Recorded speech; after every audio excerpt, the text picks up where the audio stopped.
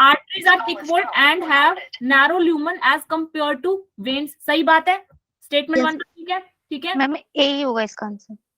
अरे बच्चे ने आंसर भी बता दिया, चलो देख लेते हैं। Angina is acute chest pain when blood circulation to brain is reduced, ये भी ठीक है। एक मिनट, एक्यूट चेस्ट पेन तो है पर blood circulation to brain is reduce, ये गलत है। When the blood circulation to brain is reduce तब नहीं होता angina, second is wrong. Third is person with blood group A B can donate blood to any person with any blood group under ABO system, गलत बात है।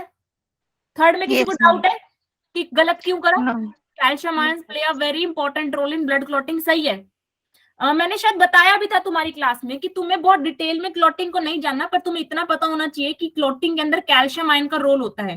Calcium जो है smooth endoplasmic reticulum के अंदर स्टोर होता है बेटा, स्मूथ एंडोप्लाज्मिक रेटिकुलम के अंदर। ये तुम्हारा एक टिश्यू है, इस टिश्यू पे हुई इंजरी, ठीक है ना, इस टिश्यू पे इंजरी हो गई, कोई चोट लग गया, तो ये इंजरी ने एक सिग्नल का काम किया। ये सिग्नल सेल के अंदर जाएगा और सेल के अंदर कहां तक जाता है? ये एससीआर तक जाता है, स्मूथ एंडोप्लाज्मिक रेटिकुलम तक। जब ये सिग्नल एससीआर की मेम्ब्रेन पे पहुंचता है तो एससीआर से कैल्शियम रिलीज होता है, कैल्शियम बाहर आता है। और कैल्शियम क्या करता है, आपकी जो सेल है ना, आपकी cell, there are clotting factors, clotting factors हैं जो कि फाइनली प्रोथ्रोम्बिन से थ्रोम्बिन बन रहा है, फिब्रिनोजन से फिब्रिन बन रहा है। ये तो आपने 4-5 ही क्लोटिंग फैक्टर पढ़े हैं, असल में तो टोटल 11 क्लोटिंग फैक्टर्स होते हैं जो आपको पढ़ाए नहीं जा रहे हैं अभी, ठीक है। And there is a complete process, ठीक है ना, डीप में एक प्रोसेस है, डिटेल में एक प्रोसेस है क्लोटिंग का, जिसके अंदर 11 क्लोटिंग फैक्टर्स इन्वॉल्व होते हैं। अब ये क्लोटिंग फैक्टर क्लोट बनाते हैं, उसके लिए यहाँ सेल पे क्या होते हैं, रिसेप्टर्स होते हैं। ये रिसेप्टर्स रिसीव करते हैं सिग्नल को कि भाई क्लोटिंग हो गई। कैल्शियम का रोल कहाँ है इन रिसेप्टर्स को एक्टिवेट करने में? Calcium act as a ligand for the receptor. नहीं, 11 होते हैं प्लेटलेट फैक्टर, ठीक है ना, उसमें कईयों के पार्ट, उसमें ना जैसे कि जो फैक्टर्स हैं उनके पार्ट्स होते हैं, पार्ट 1 पार्ट 2, ठीक है ना, तो वैसे करके 13 होते होंगे, पर आपसे अगर खाली प्लेटलेट फैक्टर पूछेगा तो 11 बोलोगे आप, ठीक है। 11 प्लेटलेट फैक्टर्स होते हैं। कैल्शियम का रोल कहाँ है? रिसेप्टर को एक्टिवेट करने में है। तो आपसे कोई पूछ ले कि क्लोटिंग में कौन से आयन का रोल है, तो कैल्शियम आयन का लिख देना बिना सोचे समझे, ठीक है। तो स्टेटमेंट 4 इज राइट, तो इसका आंसर हो गया ए। और कोई सवाल क्लियर है बेटा? किसने पूछा था question number 56? Yes ma'am clear है। मैम एक और क्वेश्चन था, उसमें एक सेल का डायग्राम दे रखा था और ये पूछा था कि सेल कौन सी है, यही वाला मैम। 59 देखो क्या है इसके अंदर, ह्यूमन ब्लड सेल दी हुई है, आपको आइडेंटिफाई करना है इसको इसके कैरेक्टरिस्टिक से, and give its characteristic, identified give its characteristic. Blood cell है ये, ठीक है। ब्लड सेल कौन सी है? पहले तो ये देखो, ये ग्रेनुलोसाइट है कि ये ग्रेनुलोसाइट, यहां से ही आप क्वेश्चन सोल्व कर पाओगे। बच्चे आंसर दे रहे हैं, देखो ए। ये मेरे को बस इतना बता दो, ये ग्रेनुलोसाइट लग रही है आपको? किसने पूछा है सवाल? शालिनी आपने पूछा है? Yes ma'am. हाँ देखो, आप ही बताओ, आपको ये ग्रेनुलर लग रही है कि ए ग्रेनुलर लग रही है? पहली बात तो ग्रेनुलर लग रही है, सॉरी ग्रेनुलर, इधर ग्रेनुलर, मैं ए पे टिक करने लगी, ग्रेनुलर लग रही है, ग्रेनुलर, ग्रेनुलोसाइट है, ठीक है। अब ग्रेनुलोसाइट है तो हमारे कौन से ऑप्शन कट गए? लिम्फोसाइट कट गया, लिम्फोसाइट है, यस मैम। मोनोसाइट कट गया। So we have left with basophil and neutrophil, we have left with basophil and neutrophil, दो बच गए हमारे पास, ठीक है। अब न्यूट्रोफिल जो है, न्यूट्रोफिल में आपको अगर डायग्राम आपने न्यूट्रोफिल का देखा हो तो उसमें 3 लोब का न्यूक्लियस होता है। डायग्राम देखा है आपने न्यूट्रोफिल का? ट्राइलोब न्यूट्रोफिल का आप डायग्राम देखना, ठीक है ना, आपके एनसीईआरटी में दे रखा है हर सेल का डायग्राम, वहां पे आप डायग्राम देखोगे तो ट्राइलोब्ड न्यूक्लियस आपको साफ दिखेगा न्यूट्रोफिल के अंदर। That's why C is not the answer, right answer would be A, right answer would be A, ठीक है शालिनी। और कोई डाउट है? क्वेश्चन नंबर 60 में क्या करके आए हो? क्वेश्चन नंबर 60 में क्या किया है मैम? ए किया है। ए किया है, ए लेते हैं मैम ए। ओके। इसमें पूछा है नेमिंग लेबलिंग करनी है, तो ये हमें पता है ये क्या है भाई, पल्मोनरी, जो ब्लड को लेके आ रही है, बता दो वेन है कि वेन, पल्मोनरी वेन है, बिल्कुल सही, ठीक है। और ये जो ब्लड को हार्ट से दूर लेके जा रही है ये पल्मोनरी आर्टरी है, आर्टरी। ये हमारा ओर्टा हो गया, और सी हमारा वेना कैवा है। अब देख लेते हैं, देख लो सी में वेना कैवा ये सही दे रखा है, takes blood from body to the right artery, बिल्कुल सही है। Partial pressure of carbon dioxide 45 mm Hg, इसके अंदर पार्शियल प्रेशर 45 दे रखा है। अगर ये नहीं भी पता हो तो इतने पार्ट से आप आंसर तो कर सकते हो, ठीक है ना, इतने पार्ट से आंसर तो आपका हो जाएगा। ये आपको वैसे मैं बता देती हूँ काइंड इन्फॉर्मेशन, ये आपने ब्रीदिंग वाले में पढ़ा तो है, ब्रीदिंग वाले में बताना क्या है इसमें, ब्रीदिंग वाले में आपने पढ़ा है लंग्स के अंदर ऑक्सीजन का partial pressure, yes ma'am. Oxygen का 95 है, ठीक है, ब्लड के अंदर 5 रहता है तो ऑक्सीजन 95 to 5 ट्रांसफर हो जाती है, इसी तरीके से चलता है, ठीक है। फिर यहाँ पे बॉडी के अंदर CO2 का पार्शियल प्रेशर ज्यादा रहता है, कितना रहता है 60 रहता है, और ब्लड में 45 रहता है, तो फिर ये 60 से 45, तो जो वेना कैवा है उसके अंदर 45 है, तभी तो बॉडी से जो CO2 है वो कहाँ गई, वेना कैवा में गई। High pressure to low pressure transfer होता है गैसेस का, बिल्कुल सही जवाब। यहाँ पे ए पल्मोनरी वेन दे रखा है लेकिन टेक्स इम्प्योर ब्लड, तो ये गलत हो गया। यहाँ डी डोर्सल ओर्टा दे रखा है, डी डोर्सल ओर्टा है ही नहीं। बी जो है उसको लिखा है पल्मोनरी आर्टरी, तो बी पल्मोनरी आर्टरी है ही नहीं। यहीं से क्लियर हो गया question. Paper was very easy, ये पेपर फुल मार्क्स वाला था, इसमें कोई ऐसा क्वेश्चन था नहीं जो आप मतलब जहाँ पे मुझे लगे कि बच्चा फंस जाएगा, ऐसा एक भी क्वेश्चन नहीं था। मैंने क्वेश्चन पेपर रीड किया है। एक बच्चा क्वेश्चन नंबर 50 का पूछ रहा था, क्वेश्चन नंबर 50 मेरे पास मैसेज आया था, आप लोगों के क्लास में था कि पता नहीं किसमें है। क्वेश्चन 50 में किसी को डाउट आया क्या, कोई क्वेश्चन 50 में anyone having doubt, face doubt, ठीक है, कोई दिक्कत नहीं हुई। क्वेश्चन 50 में क्या होगा इसका आंसर, डी होगा, हाँ बिल्कुल सही, डी होगा इसका आंसर, ठीक है। Yes ma'am, D. Test tube में तो होगा नहीं ना, सबको पता है टेस्ट ट्यूब के अंदर थोड़ी ना होगा कोएगुलेशन ब्लड का, क्योंकि टेस्ट ट्यूब में कोई इम्यून सिस्टम थोड़ी ना रहता है भाई, इम्यून सिस्टम तो बॉडी में ही रहता है। तो टेस्ट ट्यूब में तुम ए के साथ बी मिक्स करोगे तो कुछ ना होना, वहां इम्यून सिस्टम नहीं रहता, वहां अटैक नहीं होगा। चलो लौट चलते हैं हम हमारे पुराने चैप्टर पे, दैट इज एक्सक्रीशन, ठीक है। तो हमने यहां तक कुछ चीजें देखी थी नेफ्रॉन्स में। नेफ्रॉन में हमने देखा था PCT, DCT, loop of Henle. आज हमें क्या देखना है, हमें देखना है द टाइप्स ऑफ नेफ्रॉन। हमने रीएब्जॉर्प्शन पढ़ा था, what was we were reading reabsorption, right. हम क्या पढ़ रहे थे, रीएब्जॉर्प्शन पढ़ रहे थे, रीएब्जॉर्प्शन पढ़ रहे थे ना हम। यस रीएब्जॉर्प्शन हमने कहा देखा, हमने रीएब्जॉर्प्शन देखा पीसीटी में, और हमने रीएब्जॉर्प्शन देखा लूप ऑफ हैनले में, ठीक है। हमें पता है लूप ऑफ हैनले में जब फिल्ट्रेट नीचे जाता है, लूप ऑफ हैनले में जब फिल्ट्रेट नीचे जाता है तो उसमें से वाटर रिलीज हो जाता है, और वाटर रिलीज होके कहाँ चला जाता है, वाटर रिलीज हो जाता है और ब्लड में चल जाता है। इसके बगल में ब्लड है, ब्लड के अंदर वाटर एंटर हो जाता है। और जब लूप ऑफ हैनले ऊपर की तरफ जाता है, ऊपर जब लूप ऑफ हैनले जाता है तो इसमें से क्या बाहर निकलता है, इसमें निकलता है NaCl बाहर निकलता है, और फिर ये NaCl कहाँ एंटर कर लेता है, ये NaCl एंटर कर लेता है ब्लड में। जब ऊपर जा रहे हैं तो NaCl बाहर निकल रहा है, और जब नीचे आ रहे हैं तो वाटर बाहर निकल रहा है लूप ऑफ हैनले में। ऐसा क्यों, ऐसा इसलिए क्योंकि जितना आप नीचे मेडुला में आओगे उतनी ही आपको ऑस्मोलैरिटी क्या मिलेगी, ज्यादा मिलेगी, ठीक है ना, उतनी ही ऑस्मोलैरिटी ज्यादा मिलेगी। ऑस्मोलैरिटी ज्यादा मिलेगी मतलब यहाँ पे क्या है, सोल्यूट ज्यादा है, ठीक है, यहाँ पे क्या है, सोल्यूट ज्यादा है। तो इसके बगल में जो चीज चल रही है, जो फिल्ट्रेट चल रहा है, उसका वाटर निकल के बाहर तो आना ही है, क्योंकि यहाँ सोल्यूट ज्यादा है और अंदर कंपैरेटिवली सोल्यूट कम है, उसका कंसंट्रेशन कम है, तो वाटर जो है वो बाहर निकल के आ जाता है ताकि कंपैरेटिवली सोल्यूट का कंसंट्रेशन बढ़ जाए, ठीक है ना। ये तो सबको पता है, अब तक मैं मान के चल रही हूँ कि सोल्यूट कंसंट्रेशन और मोलैरिटी टर्म्स और ऑस्मोलैरिटी टर्म्स, इनका मतलब सबको पता है। लास्ट क्लासेस में मैं यही समझाती चल रही हूँ कि आपने हाई कंसंट्रेशन में किसी चीज को रख दिया, हाई कंसंट्रेशन का मतलब है बाहर सोल्यूट ज्यादा है, बाहर नमक ज्यादा है और पानी कम है, सोल्यूट ज्यादा है और पानी कम है, ठीक है ना, वाटर कम है। तो वाटर कहां से ट्रेवल करेगा, high concentration to low concentration, मतलब बाहर पानी कम है अंदर पानी ज्यादा है तो पानी बाहर आ जाएगा। इसलिए जब नीचे आ रहे हो तो पानी बाहर आ रहा है, लेकिन जब तुम ऊपर जा रहे हो तो ऑस्मोलैरिटी रिड्यूस होती जा रही है। तुम ऊपर जाओगे तो ऑस्मोलैरिटी रिड्यूस होती जाएगी। ऑस्मोलैरिटी रिड्यूस मतलब बाहर द अमाउंट ऑफ सोल्यूट कम है, रिड्यूस हो गई अमाउंट ऑफ सोल्यूट, और वाटर क्या है, ज्यादा है, धीरे धीरे ऊपर जा रहा है, ऑस्मोलैरिटी कम हो रही है, तो यहाँ पे फिर बाहर क्या आएगा, यहाँ पे NaCl बाहर आएगा। NaCl एक सोल्यूट है, सोल्यूट बाहर आएगा और किसमें चला जाएगा, ब्लड। इसके बगल में ब्लड वेसल्स चल रही हैं। अच्छा, लूप ऑफ हैनले के बगल में जो ब्लड वेसल चलती है, कि ये डिसेंडिंग लिम्ब है लूप ऑफ हैनले की, असेंडिंग है, और इसके बगल में मैंने ब्लड बना दिया ऐसे, यहाँ पे ब्लड वेसल की असेंडिंग और यहाँ पे ब्लड वेसल डिसेंडिंग, इसे क्या बोलते हैं, वासा रेक्टा। नाइस, वासा रेक्टा बोलते हैं। और ये जो मैकेनिज्म होता है कि वासा रेक्टा में और लूप ऑफ हैनले में एक अपोजिट फ्लो है फिल्ट्रेट का और ब्लड का, इसको क्या बोलते हैं, काउंटर करंट।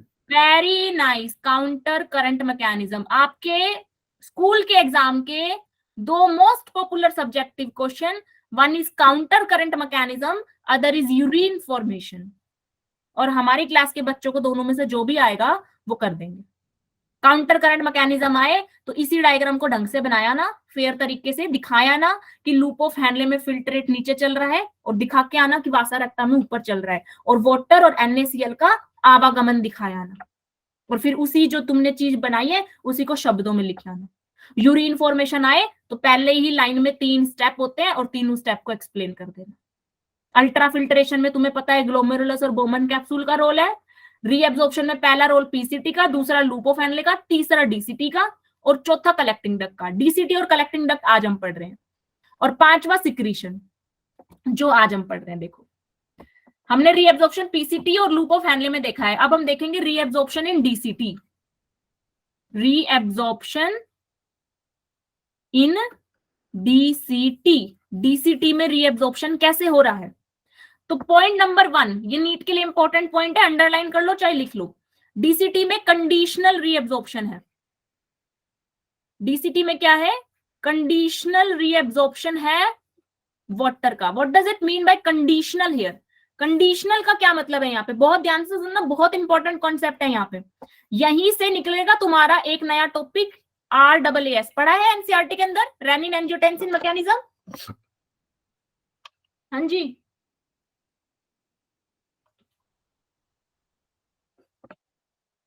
RAAS नाम तो सुना ही होगा, कि नाम भी नहीं सुना इसका। देखो, कंडीशनल रीएब्जॉर्प्शन क्या है, क्या मतलब है मेरा कंडीशनल रीएब्जॉर्प्शन से।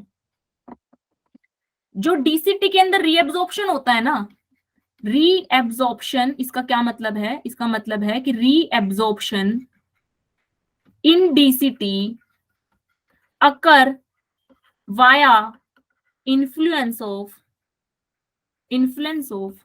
hormones, aldosterone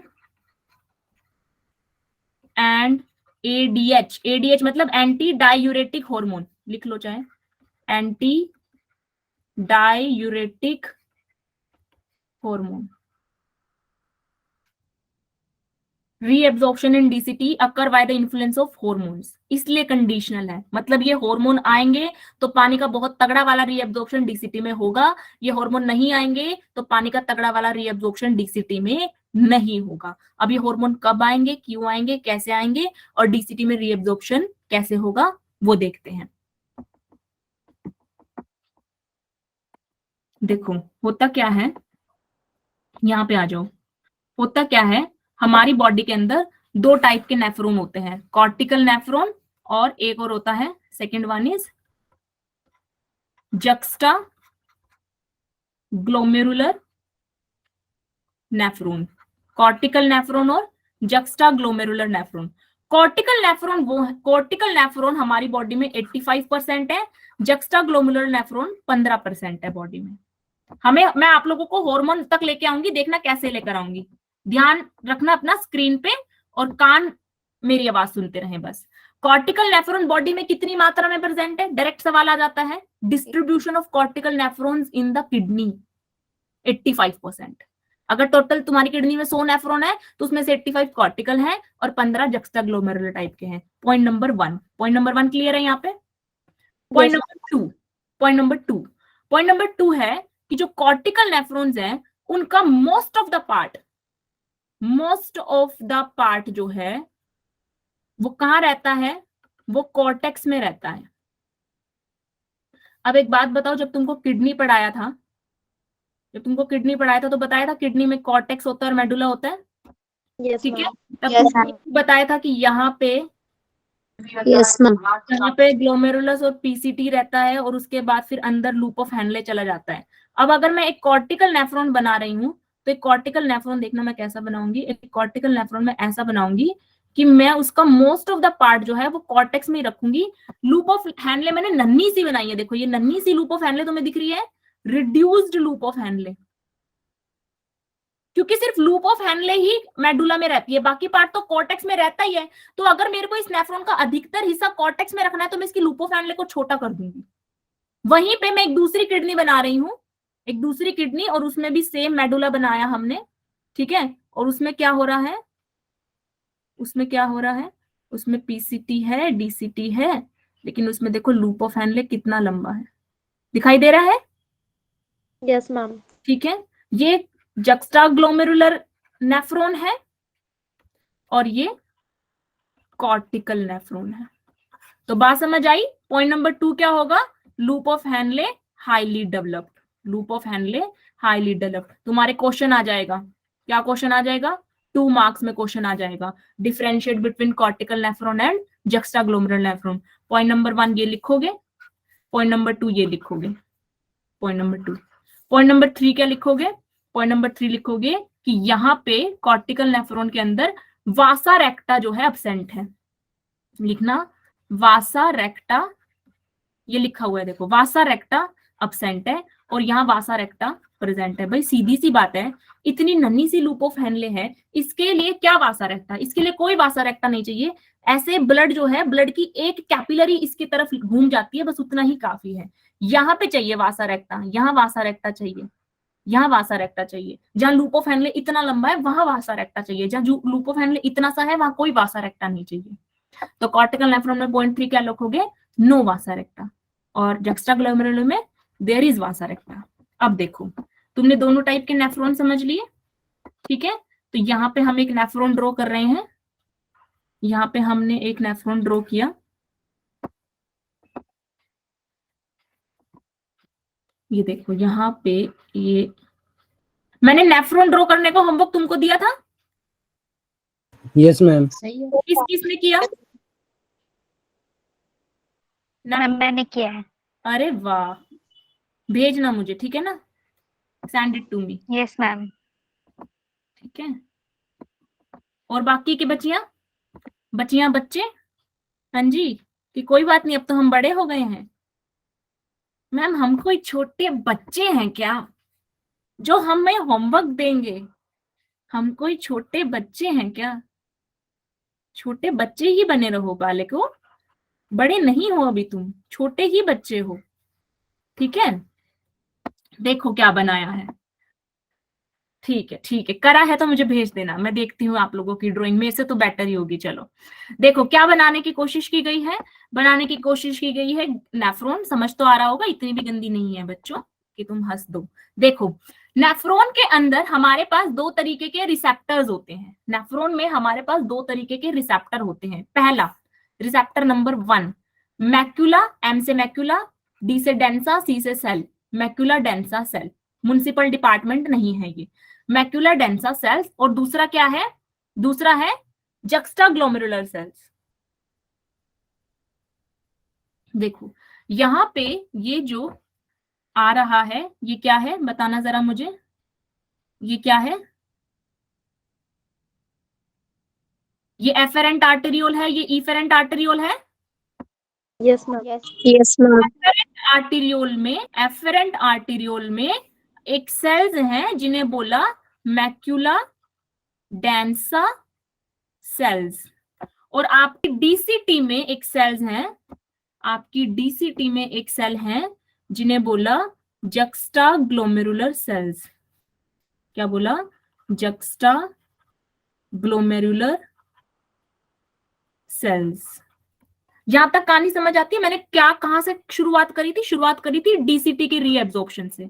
मैंने बोला डीसीटी में रीएब्जॉर्प्शन बच्चा कंडीशनल है, आपने मान लिया, लेकिन अभी तक मैंने प्रूव नहीं की उस बात को, ठीक है। उसके बाद मैंने आपको बताया कि बच्चे दो तरीके के नेफ्रॉन होते हैं, दो तरीके के नेफ्रॉन हमें पता चल गए। अब मैं नेफ्रॉन को खोल के दिखा रही हूँ, अंदर से दिखा रही हूँ। नेफ्रॉन के हम बिल्कुल वो इलेक्ट्रॉन माइक्रोस्कोप लगा के देख रहे हैं, तब हमें उसमें छोटे छोटे लगे रिसेप्टर्स भी दिखाई दे रहे हैं। तो हमने देखा कि एक तरह के रिसेप्टर लगे हैं एफेरेंट आर्टेरियोल में, एक तरीके के रिसेप्टर लगे हैं डीसीटी के अंदर, ठीक है। एक तरीके के लगे हैं एफेरेंट आर्टेरियोल में और एक तरीके के रिसेप्टर लगे हैं डीसीटी के अंदर। अब होता क्या है, होता क्या है, यहां से ब्लड आ रहा है, यहां से ब्लड आ रहा है, ठीक है। जैसे ये जैसे ये ब्लड आया ना, मैक्युलर डेंसर सेल ने चेक कर लिया कि इस ब्लड में तो भाई पानी की कमी है, इस ब्लड में तो पानी की कमी है, नमक की भी कमी है। ये ब्लड जो है, इस बंदे का बीपी लो है, ये बंदा चक्कर खा के गिरने वाला है। किसने पता लगा लिया ये बात? किसने किसने ये गंभीर अवस्था का डायग्नोसिस कर लिया? मैकुलर डेंसा सेल्स ने।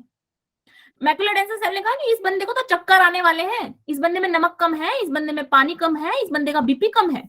ये देखो, इसने कहा बीपी कम है, पानी भी कम है, ठीक है ना। और बीपी कम है, पानी कम है, ब्लड वॉल्यूम कम है, ठीक है, नमक कम है, सब कुछ कम हो गया, इसके ब्लड में कमी आ गई है, बंदे को चक्कर आ सकते हैं।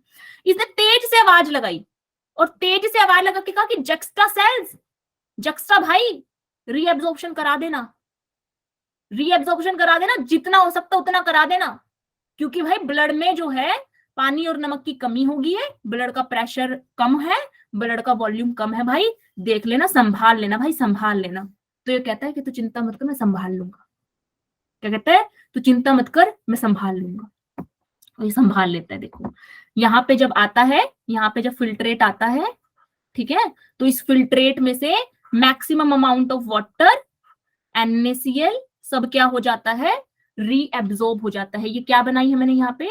ये डीसीटी बनाई है। तो डीसीटी में रीएब्जॉर्प्शन दिखा कंडीशनल, डीसीटी में कंडीशनल रीएब्जॉर्प्शन दिखा। कब कब दिखा? कब दिखा तुम्हें? जब ये कंडीशन है, जब ब्लड प्रेशर कम है, ब्लड वॉल्यूम कम है। तो क्या तुम गैस कर पा रहे हो कि जीएफआर भी कम होगा? जीएफआर मतलब ग्लोमेरुलर फिल्टरेशन रेट। तुम छलनी से चाय छान रहे हो, प्रति मिनट तुमने कितनी चाय छानी? मम्मी ने कहा कि बस तू तो इतनी देर में 2 कप ही चाय छान के ला पाई, 10 मेहमानों को चाय कैसे पिलाएगी जब तेरा रिश्ता होएगा तो, है ना। Jokes apart. तो जीएफआर क्या है? जीएफआर है ग्लोमेरुलर फिल्टरेशन रेट, मतलब कि किस गति से मतलब 1 मिनट में तुम्हारा कितना फिल्ट्रेट छना है। तो जब ब्लड में ही वॉल्यूम कम है, ब्लड का ही वॉल्यूम कम है, तो प्रति मिनट जब छन रहा है वो भी कम होगा। बात समझ आती है? तो Yes. जीएफआर क्या होगा? जीएफआर भी कम होगा। तो उस टाइम जक्स्टा सेल्स जो है क्या करवाएंगे? डीसीटी में रीएब्जॉर्प्शन करवाएंगी। यहां तक बात समझ आती है? Conditional reabsorption. मैम। अभी तक जिक्र नहीं हुआ किसका? हॉर्मोन्स का। हॉर्मोन्स का जिक्र नहीं हुआ। बेटा ऐसी स्थिति जब होगी ना, जब ब्लड प्रेशर कम होगा, वाटर कम होगा, ब्लड वॉल्यूम कम होगा, ऐसी स्थिति में क्या होगा? ऐसी स्थिति के अंदर आपके बॉडी में क्या, आपकी किडनी के ऊपर एड्रीनल ग्लैंड है, किडनी के ऊपर जो एड्रीनल ग्लैंड है ना, वो क्या रिलीज करेगा? वो रिलीज करेगा एल्डोस्टिरोन। वो क्या रिलीज करेगा? एल्डोस्टिरोन। अब एल्डोस्टिरोन की प्रेजेंस में वाटर का रीएब्जॉर्प्शन कैसे होता है? एल्डोल की प्रेजेंस में वाटर का रीएब्जॉर्प्शन कैसे होता है? इस मैकेनिज्म को ही हम बोलते हैं रेनिन एंजियोटेंसिन मैकेनिज्म। इसको हम डिटेल में पढ़ेंगे कि कैसे इस हार्मोन के बनने से डीसीटी में वाटर का रीएब्जॉर्प्शन होता है। ये इसी मैकेनिज्म को बोलते हैं RSS रेनिन एंजियोटेंसिन मैकेनिज्म। इसको हम डिटेल में पढ़ेंगे। पर यहाँ पे तुम्हें डीसीटी की बात समझ में आई, इतनी बात कि मैकुलर डेंसा सेल्स और जक्स्टाग्लोमेरुलर सेल कैसे काम कर रही है। Yes, ma'am. यहां तक समझ में आया? यहां तक अगर तुम्हें समझ में आ गया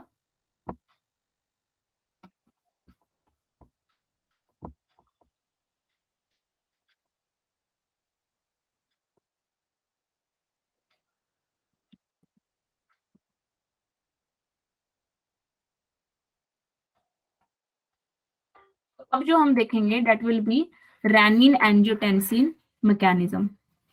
अगेन इस पे एक सिंगल सब्जेक्टिव क्वेश्चन पॉसिबल है, ठीक है ना, एक सिंगल लॉन्ग क्वेश्चन इस पे बन सकता है, रेनिन एंजियोटेंसिन मैकेनिज्म। तुम पॉइंट नंबर 1 एक्सप्लेन में जब लिखोगे इसको, ठीक है ना, तो सबसे पहले ये लिखोगे कि इसका जो है कहाँ रोल है, इसका रोल है डीसीटी के अंदर रीएब्जॉर्प्शन में। इस मैकेनिज्म का रोल कहाँ है, डीसीटी के अंदर रीएब्जॉर्प्शन में। अब कैसे ये रीएब्जॉर्प्शन कराता है वो अपने आप में एक कहानी है। देखो क्या होता है, हमें ये पता है कि ब्लड प्रेशर कम हुआ है, ब्लड वॉल्यूम कम हुआ है और ग्लोमेरुलर फिल्ट्रेशन रेट भी कम हुआ है, ठीक है। अब ग्लोमेरुलर फिल्ट्रेशन रेट जब कम होगा, ग्लोमेरुलर फिल्ट्रेशन रेट जब कम होगा, तो ग्लोमेरुलर फिल्ट्रेशन रेट जब कम होगा तो क्या एक्टिवेट होंगी, जक्स्टा ग्लोमेरुलर सेल्स एक्टिवेट होंगी, हुई थी जक्स्टा ग्लोमेरुलर जो सेल्स है वो एक्टिवेट हुई थी। और जक्स्टा ग्लोमेरुलर सेल्स ने क्या करवाया था, पानी का रीएब्जॉर्प्शन करवाया था, पानी का रीएब्जॉर्प्शन करवाया था। अच्छा सॉरी, मैंने वहां पे तुम्हें एक चीज गलत बता दी, एल्डोस्टेरोन से पानी का रीएब्जॉर्प्शन नहीं, जक्स्टा ग्लोमेरुलर सेल से पानी का कैसे रीएब्जॉर्प्शन होता है, इसको नहीं बोलते हैं रेनिन एंजियोटेंसिन मैकेनिज्म, ये दूसरी कहानी है, इसको भूल जाओ, एल्डोस्टेरोन वाली कहानी को एक बार भूल जाओ। जक्स्टा ग्लोमेरुलर अपरेटस मैंने तुम्हें बताया जो डीसीटी में लग रहा है, मैकुलर डेंसा सेल ने आवाज लगाई कि भाई संभाल लेना, ब्लड प्रेशर कम है, ब्लड वॉल्यूम कम है, जीएफआर कम है, तो उसने बोला ठीक है मैं संभाल लूंगा। अब उसने कैसे संभाला, वो है ये मैकेनिज्म कि उसने कैसे संभाला। उसने क्या किया, उसने एक हार्मोन बनाया रेनिन, जक्स्टा ग्लोमेरुलर सेल्स जो थी उन्होंने बनाया रेनिन। ये रेनिन जो है, ये रेनिन बनने के बाद जाता है लीवर में, तो ये टक टक टक टक टक टक करके कहाँ गया, लीवर में गया। लीवर में जाने के बाद इसने क्या किया, लीवर में देयर इज एन एंजाइम, एक एंजाइम बैठा है एंजियोटेंसिनोजन, ठीक है। तो उसने क्या किया, सॉरी एक आप ये बोलो केमिकल कंपाउंड है बेसिकली, एंजाइम नहीं है, एंजाइम का काम तो खुद ये रेनिन करता है, एक केमिकल कंपाउंड है angiotensinogen, angiotensinogen, angiotensinogen,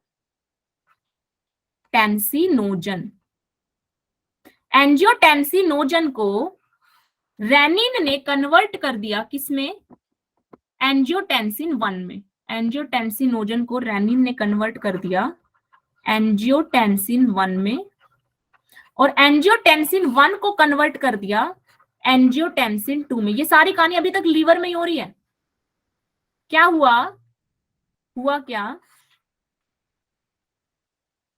macular densa sales के ने जैसे ही देखा कि ब्लड की स्थिति खराब है, उसने आवाज लगा दी जक्स्टा सेल्स को, और जक्स्टा सेल्स को उसने कहा कि संभाल लेना, तो जक्स्टा सेल ने कहा ठीक है मैं संभाल लूंगा, और उसने बना दिया रेनिन।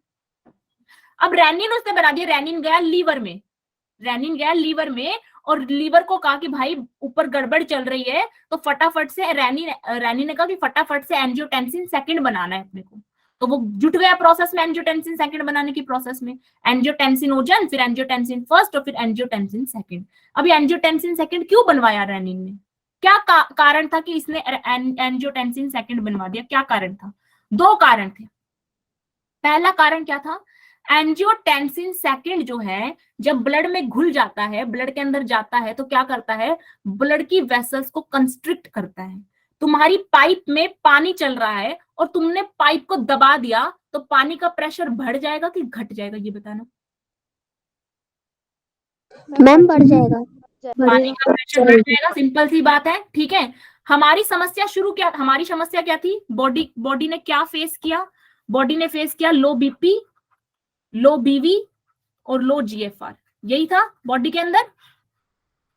जैसे ही ये स्थिति हुई तो मैक्युलर डेंसा सेल्स एक्टिवेट हो गई, एमसीडी एक्टिवेट, और एमसीडी ने एक्टिवेट किया जक्स्टा सेल्स को, और जक्स्टा सेल्स ने क्या किया, जक्स्टा सेल्स ने रिलीज करवा दिया रेनिन, और रेनिन ने बनवा दिया एंजियोटेंसिन सेकंड, और एंजियोटेंसिन सेकंड ने किए दो काम, एंजियोटेंसिन सेकंड ने क्या किए, दो काम किए। काम नंबर वन, इसने क्या किया, ब्लड वेसल्स को कंस्ट्रिक्ट किया, तो इसे बोला वासो कंस्ट्रिक्टर, ब्लड वेसल्स को कंस्ट्रिक्ट किया इसने। और दूसरा, ब्लड वेसल्स को कंस्ट्रिक्ट करने से क्या हुआ, ब्लड का प्रेशर बढ़ गया, हमारे ब्लड का प्रेशर कम था, ब्लड का प्रेशर बढ़ाने की एक कोशिश। दूसरा क्या किया, दूसरा एड्रिनल कॉर्टेक्स को एक्टिवेट किया, जो मैं बता रही थी किडनी के ऊपर ग्लैंड होता है, एड्रिनल कॉर्टेक्स को एक्टिवेट किया, एड्रिनल कॉर्टेक्स ने एक्टिवेट किया एड्रिनल कॉर्टेक्स को, तो एड्रिनल कॉर्टेक्स ने क्या बनाया, एल्डोस्टिरोन। एल्डोस्टिरोन ने क्या किया, एल्डोस्टिरोन ने जाके एक्ट किया डीसीटी पे और रीएब्जॉर्ब करवाया मैक्सिमम से मैक्सिमम वाटर और मैक्सिमम से मैक्सिमम सोडियम आयंस।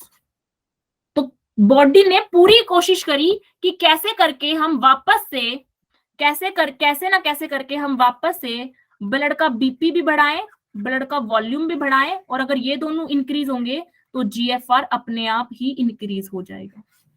बात समझ में आती है? इसी को बोलते हैं रेनिन एंजियोटेंसिन मैकेनिज्म। तो तुमने देखा ना कि डीसीटी में रीअब्जॉर्प्शन कंडीशनल हो रहा है, उसको जा जाके लोग बोल रहे हैं कि भाई रीअब्जॉर्ब करवा दे, गड़बड़ चल रही है, वरना वो तो मस्त सो रहा है। बात समझ में आती है? Yes ma'am. अब नीट में पता है, नीट में क्या करते हैं, नीट में बच्चे से डायरेक्ट सवाल पूछते हैं कंफ्यूज करने के लिए। देखो एक क्वेश्चन तुमसे पूछेंगे, सिलेक्टिव रीअब्जॉर्प्शन कहां हो रहा है, सिलेक्टिव रीअब्जॉर्प्शन। एक क्वेश्चन पूछेंगे कि on dehydration which part play a role in maximum reabsorption, which part of nephron play a role in maximum reabsorption of water, ठीक है, मैक्सिमम reabsorption of water, ठीक है। एक तुमसे ऐसे पूछ लिया, मान लो कि क्या बोलते हैं, वो तुम्हें पता ही है, मैक्सिमम नॉर्मल कंडीशन में मैक्सिमम रीअब्जॉर्प्शन कहां हो रहा है वाटर का, नॉर्मल कंडीशन में मैक्सिमम रीअब्जॉर्प्शन वाटर का कहां हो रहा है, तो क्या क्या आंसर करोगे? देखो इसका आंसर तो सबको पता है, लूप ऑफ हैनले। इसका आंसर डिहाइड्रेशन, स्पेसिफिक डीसीटी, ठीक है। सिलेक्टिव रीअब्जॉर्प्शन कहां बोलोगे, सिलेक्टिव रीअब्जॉर्प्शन बोलोगे पीसीटी में। क्यों बोला सिलेक्टिव पीसीटी के अंदर? क्योंकि पीसीटी जो है हर चीज को रीअब्जॉर्ब नहीं करवा रही, वो इंपॉर्टेंट जो मटेरियल है ब्लड का, जैसे glucose, amino acid, minerals, iron, उनको चुन चुन के वापस भेज रही है ब्लड में। ग्लूकोज नहीं, तेरे को तो यहाँ नहीं रहा, चल तू, अमीनो एसिड चल तू, आयन चल तू, ऐसे जो मेन चीजें ब्लड की छन गई थी ना, जो ब्लड ने गलती से छान दी थी, उसे छाननी नहीं चाहिए थी, पीसीटी वो करवाती है, सिलेक्टिव रीअब्जॉर्प्शन। बात आती है समझ में? यहां तक की कहानी क्लियर है? ये जो टॉपिक्स है ना इस चैप्टर में, एक तो टॉपिक हो गया तुम्हारा यूरिन फॉर्मेशन, ठीक है, यूरिन फॉर्मेशन। दूसरा टॉपिक हो गया क्या, ये काउंटर करंट मैकेनिज्म, और तीसरा ये RAA। ऐसे बहुत इंपॉर्टेंट टॉपिक है इस चैप्टर के, तो डाउट नहीं होना चाहिए इनमें। क्लियर है यहां तक? Yes ma'am. Yes ma'am. जो हमारा जो लास्ट स्टेप रह गया इसमें, जो लास्ट स्टेप हमारा रह गया, that is secretion, right? Secretion is the last step of urine formation. Secretion क्या है बेसिकली? सिक्रीशन है कि जो ऐसा मटेरियल जो बॉडी के लिए यूजफुल नहीं है, लेकिन वो छन नहीं पाया, लेकिन उसे बॉडी से बाहर जाना चाहिए, एक तो उस मटेरियल को नेफ्रॉन में डालना, पॉइंट नंबर 1 सिक्रीशन का। सिक्रीशन के लिए तुम क्या पॉइंट लिखोगे? सिक्रीशन के लिए क्या लिखोगे? देखो यहां लिख लो, point number 3 secretion. Urine formation में ना ये नोट्स बना लेना, अलग से हेडिंग लिख लेना 3, ठीक है ना, अल्ट्राफिल्ट्रेशन, रीअब्जॉर्प्शन और सिक्रीशन। सिक्रीशन में पॉइंट नंबर 1 क्या है कि जो वेस्ट प्रोडक्ट छन नहीं पाया, waste product which was not filtered, एक तो वो सिक्रीट होता है विच वॉज नॉट फिल्टर्ड, जो फिल्टर नहीं हो पाया था, ठीक है ना, दैट गेट सिक्रीटेड। कहां से कहां? सिक्रीशन कहां से कहां होगा बताओ? नेफ्रॉन से ब्लड में होगा कि ब्लड से नेफ्रॉन में होगा? ब्लड से नेफ्रॉन में। Very nice, that get secreted from blood to nephron, blood से नेफ्रॉन। सबको समझ आती है ये बात कि सिक्रीशन ब्लड से नेफ्रॉन में होगा? क्योंकि सिक्रीशन मतलब दे रहे हैं हम, सिक्रीट कर रहे हैं, वो चीज हमें चाहिए नहीं, हमको नहीं चाहिए। पॉइंट नंबर 2 सिक्रीशन होता है पीएच मेंटेनेंस के लिए, पीएच मेंटेनेंस के लिए। मान लो तुम्हारे ब्लड का पीएच अचानक से क्या हो गया, अचानक से बढ़ गया ब्लड का पीएच, अचानक से ब्लड का पीएच बढ़ गया, तो ब्लड क्या करेगा, H+ आयन अपने सिक्रीट कर देगा ताकि उसका पीएच नॉर्मल हो जाए। ठीक है। तो पीएच मेंटेनेंस के लिए और कोई वेस्ट प्रोडक्ट जो ब्लड में फिल्टर नहीं हुआ उसके लिए, इन दो प्रोसेस के लिए सिक्रीशन होता है। सिक्रीशन करने के बाद जो फिल्ट्रेट है वो कहाँ आएगा? कलेक्टिंग डक्ट में। सिक्रीशन के बाद कलेक्टिंग डक्ट में आएगा। कलेक्टिंग डक्ट में फिल्ट्रेट जो है वो कंप्लीटली यूरिन है। अगर बॉडी में वाटर की कमी है तो थोड़ा बहुत वाटर कलेक्टिंग डक्ट से भी रीएब्जॉर्ब हो जाता है, थोड़ा बहुत वाटर कलेक्टिंग डक्ट से भी रीएब्जॉर्ब हो जाता है। और वाटर के अलावा क्या रीएब्जॉर्ब होगा कलेक्टिंग डक्ट से? अगर कुछ होगा तो यूरिया। मैंने तुम्हें बताया था यहाँ पे 1200 ओस्मोलैरिटी होती है, बहुत हाई ओस्मोलैरिटी होती है। नीट में सवाल आया हुआ है, क्या सवाल आया हुआ है? क्वेश्चन आया था नीट में, क्या क्वेश्चन आया था? विच ओस्मोलाइट, आंसर बताना, which osmolyte is responsible for high osmolarity in medulla? Option A है, कोई उन्होंने केमिकल दे रखा था TMOA, बी ऑप्शन में यूरिया था, सी ऑप्शन में था ग्लूकोज और डी ऑप्शन में था not, medulla has low osmolarity, medulla has low osmolarity। बताओ क्या होएगा इसका answer? Urea. Very nice, urea. Medulla में हाई ऑस्मोलैरिटी यूरिया की वजह से होती है, यूरिया पड़ा होता है वहां पे, ठीक है ना। वो यूरिया कहां से आता है? कलेक्टिंग डक्ट उस यूरिया को रिलीज कर देती है। अब अगर वो यूरिया ऑस्मोलैरिटी मेंटेन करने में यूज होता है तो वो मेडुला में ठहर जाएगा, लेकिन मेडुला को उसकी जरूरत नहीं है, मेडुला में ऑलरेडी ऑस्मोलैरिटी मेंटेन्ड है, अच्छी खासी ऑस्मोलैरिटी है मेडुला की, तो वो यूरिया निकल के लूप ऑफ हैंडले में घुस जाएगा। देखो ऐसे एनसीईआरटी का फिगर जो है ना वो तुमसे बहुत कुछ कहता है और एनसीईआरटी के फिगर को ही पढ़ना है। कहा गया हमारा वो फिगर? यस, क्या होगा?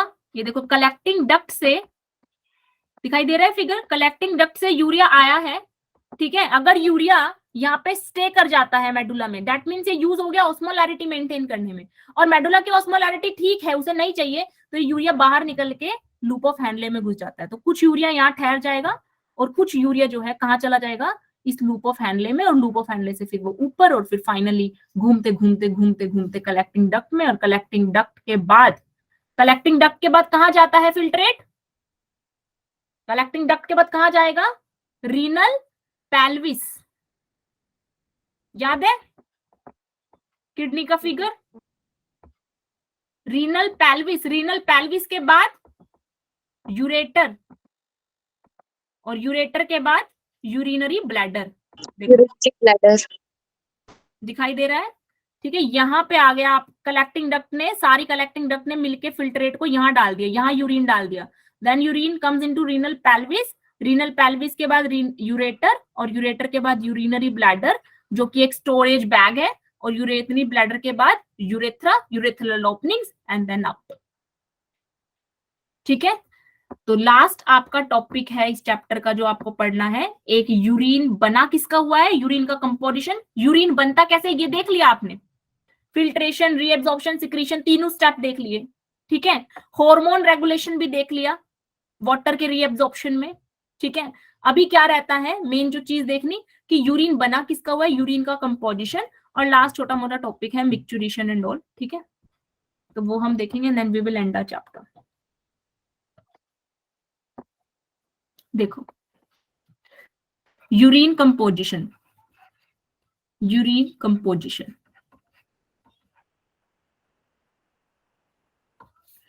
यूरिन कंपोजिशन क्या है, यूरिन के अंदर क्या क्या चीजें हैं। यूरिन में सबसे पहले तो यूरिया ही है, ठीक है, then it has some amount of water, कुछ वाटर है इसमें, ठीक है, जितना वाटर रीअब्सॉर्ब होना था हो लिया, उसके बाद जो वाटर बच गया that would be eliminated. Some salt is there 1 to 2%, ठीक है, some salt is there, and there is a chemical called urochrome which is responsible for the pale yellow color of urine.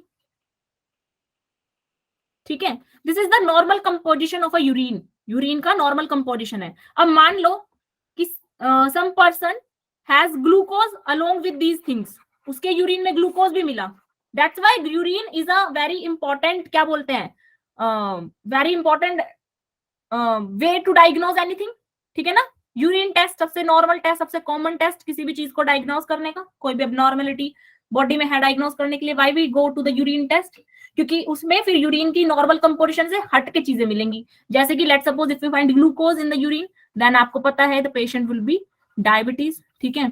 ऐसे ही मान लो if you get blood in the urine, then it will be called haematuria, ठीक है। If you get ketone bodies, ठीक है ना, जो बोलते हैं हम कि भाई बहुत लंबे लंबे टाइम तक भूखा नहीं रहना चाहिए, ठीक है ना, फिर क्या होगा, बहुत बहुत लंबे टाइम तक भूखा रहेंगे तो फाइनली प्रोटीन का ब्रेकडाउन शुरू हो जाएगा, और प्रोटीन के ब्रेकडाउन से कीटोन बॉडीज बनती हैं, है ना, और ketone bodies then it will be called ketonuria, ठीक है। तो ये एबनॉर्मलिटीज यूरिन की कंपोजिशन को चेक करके पता चलती हैं। समझ में आ रही है चीजें क्या बता रही हूं मैं?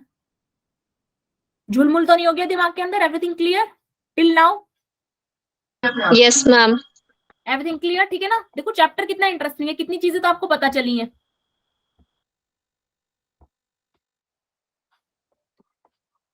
अभी मेरे को एक डायग्राम चाहिएगा, आपको मिक्सचुरेशन और समझ देते हैं। Here is the diagram. सो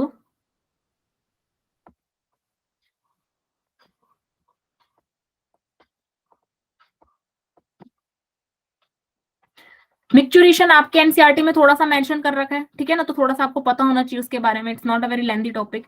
क्या है जो removal, sorry, formation of the urine के बाद रिमूवल ऑफ द यूरिन। तो रिमूवल ऑफ द यूरिन के लिए हम मिक्सचुरेशन पढ़ते हैं। बेसिकली क्या होता है, urine is stored in the urinary bladder, urine is stored in the urinary bladder, ठीक है। यहाँ पे यूरिनरी ब्लैडर में यूरिन क्या होता है, स्टोर होता है। उसके बाद there is a signal, signal transference होता है, ठीक है ना। तो यूरिन के रिलीज के लिए क्या है, सिग्नल ट्रांसफरेंस होता है from your CNS. Signal transference के बाद यूरिथ्रल ओपनिंग ओपन होती है एंड देन यूरिन आउट होता है। इसी को हम मिक्सचुरेशन बोलते हैं। अब यूरिन का जो रिमूवल है, ठीक है ना, that is under the control of, यहाँ पे दो तरह की मसल्स हैं। First is voluntary muscles and second is involuntary muscles, involuntary muscles, ठीक है। तो यूरिनरी ब्लैडर में यूरिन का स्टोर होना एक सिग्नल है, किसके लिए, इनवॉलेंटरी मसल्स के लिए। यूरिन ब्लैडर में यूरिन का स्टोर होना is a signal for the involuntary muscles. Muscles कहाँ है, मसल्स नियर द यूरेथ्रा, यहाँ पे मसल्स है, यहाँ मसल्स है, ठीक है ना। तो यूरिनरी ब्लैडर में यूरिन स्टोर हुआ, ठीक है ना, इनवॉलेंटरी मसल्स को सिग्नल मिला। सिग्नल किसके लिए मिला, to open the urethra, urethral opening को खोलने के लिए, and then urine will remove out. यहाँ पे इनवॉलेंटरी मसल से पहले वॉलेंटरी मसल्स हैं, इनवॉलेंटरी मसल से पहले वॉलेंटरी मसल्स हैं, फिर इनवॉलेंटरी मसल्स हैं। तो पहले जो सिग्नल मिलता है, पहले जो सिग्नल मिलता है वो वॉलेंटरी मसल्स को मिलता है। Voluntary muscles will dilate the muscular vessels of the urethra. उसके बाद सिग्नल जाएगा इनवॉलेंटरी मसल्स को and then finally urine will remove out, ठीक है ना। तो ये छोटा सा प्रोसेस है मिक्सचुरेशन का, basically how to pass out the urine. अब बताओ चैप्टर में अभी तक जो पढ़ाया उसमें कोई डाउट, दिक्कत, परेशानी? अच्छे से समझ आया चैप्टर सबको?